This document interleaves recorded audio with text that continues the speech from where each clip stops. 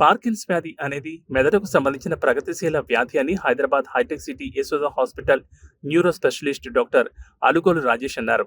ఆయన జిల్లా కేంద్రంలోని మనోరమ హోటల్లో ఏర్పాటు చేసిన విలేకరుల సమావేశంలో మాట్లాడారు. ఈ వ్యాధి ఎక్కువగా 40 ఏండ్ల పైబడిన వాళ్లకు సోకుతుందని, ఈ వ్యాధి సోకితే ఎక్కువగా వణుకుడు సంభవించి ఎలాంటి పని కూడా చేయలేరన్నారు. దీన్ని గుర్తించి ముందస్తుగానే చికిత్స చేయిస్తే మనిషి ఎక్కువ సంవత్సరాలు బతికే అవకాశం ఉంటుందని, దీనిపై అవగాహన లేకనే త్వరగా మృత్యువాత పడుతున్నట్లు తెలిపారు. దీనికి సంబంధించి మా హాస్పిటల్లో ప్రత్యేక విభాగం పనిచేస్తున్నట్లు తెలిపిన ఆయన 10 ఏళ్లలో 1000 మందికి ఈ చికిత్స చేసినట్లు తెలిపారు. అయితే దీనిపై అవగాహన లేకనే చాలా మంది ప్రాణాలు కోల్పోతున్నట్లు ఆయన తెలిపారు. మానవ శరీరంలో అల్జీమర్స్ తర్వాత అత్యంత ప్రమాదకరమైన నరాల వ్యాధి పార్కిన్సన్ వ్యాధి అన్నారు. కోటి జనాభాలో కనీసం 7,000 మందికి ఈ వ్యాధి సోకుతున్నట్లు తెలిపిన ఆయన ఇటీవల కాలంలో యువకులకు కూడా సోకుతున్నట్లు తెలిపారు. ఇది జన్యు మరియు పరస్పర చర్య వల్ల ఏర్పడుతున్న వ్యాధిగా నమ్ముతున్నామన్నారు. ఈ వ్యాధి సోకిన వాళ్ళు శరీరంలో వణుకు లేదంటే శరీరం మందగించడం, కష్టంగా నడవడం, మలబద్ధకం, వాసన కోల్పోవడం వంటి వాటితో గుర్తించవచ్చన్నారు. ఇది ప్రాథమిక స్థాయిలో గుర్తిస్తే మందులతో నయం చేయొచ్చని, లేదంటే సర్జరీ చేయాల్సి వస్తుందని అన్నారు. ఈ సమావేశంలో చంద్రకాంత్ రెడ్డి తదితరులు పాల్గొన్నారు. కాలంలో ఎవరికైనా బ్రెయిన్ ప్రాబ్లమ్, స్పైన్ ప్రాబ్లం వచ్చింది అని అంటే మనం అడిగే ఫస్ట్ క్వశ్చన్ ఏంటి అంటే బతుకుతాడా లేదా, కాలు పని చేస్తాయా పని చేయవా. ఇప్పుడు కాలం మారింది, మారి ఇప్పుడు ఎక్కడికి వచ్చాము అని అంటే ఎవరికైనా కాలు, బ్రెయిన్ అవన్నీ సరిగ్గా పని చేయట్లేదు అని అంటే ఆ డ్యామేజ్ అయిన నరాల నుంచి మనం ఎలాగా కొత్తగా ఆయన్ని మళ్ళీ ఏదో ఆయన పనులు ఆయన చేసుకునేటట్లాగా చేసుకునే దాంట్లో చేసే ప్రయత్నం ఇది. సో దీంట్లో ఇప్పుడు మనం మాట్లాడుకునేది పార్కిన్సన్స్ డిసీజ్ గురించి మాట్లాడుతున్నాం. పార్కిన్సన్స్ డిసీజ్ అని అంటే ఏంటి?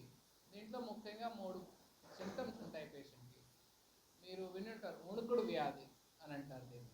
వణుకుడు వ్యాధిలో వణుకుతో పాటు వాళ్ళకి ఏమవుతాయంటే నిలిచిపోతాయి, కండరాలన్నీ నిలిచిపోతాయి.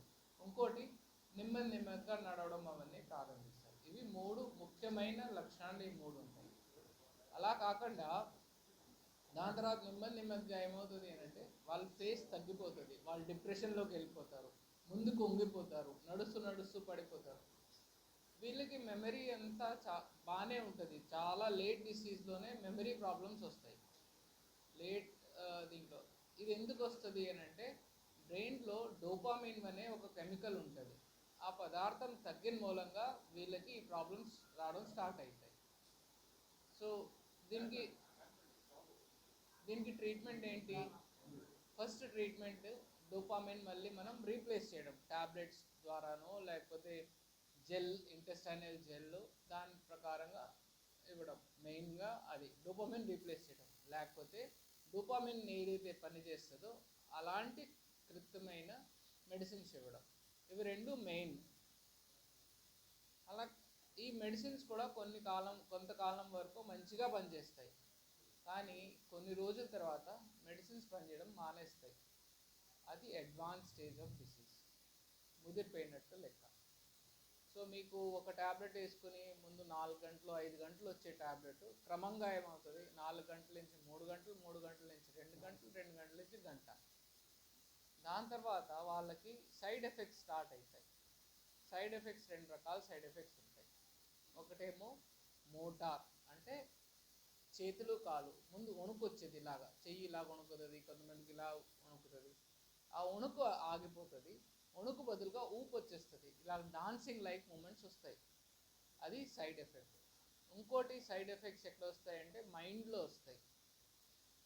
మైండ్లో ఏమొస్తాయంటే వాళ్ళకి కలలు, భ్రమలు, పిచ్చిగా మాట్లాడడం అవన్నీ కూడా స్టార్ట్ అవుతాయి. ఇవన్నీ కూడా ముందు ఉండవు, లేట్ స్టేజెస్. ఒక 4-5 ఏళ్ళు అయిన తర్వాత ఇలాగ స్టార్ట్ అవుతుంది. అది అడ్వాన్స్ పార్కిన్సన్స్ డిసీజ్ లక్షణాలు.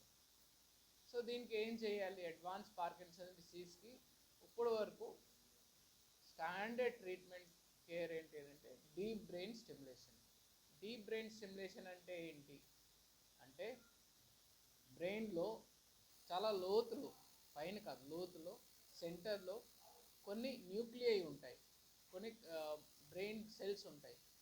ఆ సెల్స్లో మనం ఎలక్ట్రోడ్స్ పెట్టి వాటికి ఇక్కడ ఛాతీలో బ్యాటరీ పెట్టి కరెంట్ అందిస్తాం. సో ఏ పని అయితే డోపమిన్ చేస్తుందో అలాంటి పని ఈ బ్యాటరీతో ఇచ్చే కరెంట్ చేస్తుంది. బ్రెయిన్లో ఏదైనా కానీ అన్నీ కూడా ఎలక్ట్రికల్ సిగ్నల్స్ తోటి వెళ్తుంది. మీరు ఏ ఎనర్జీ అయినా ఏ కెమికల్ ఇచ్చినా కానీ అది ఎలక్ట్రికల్ ఎనర్జీలో మారి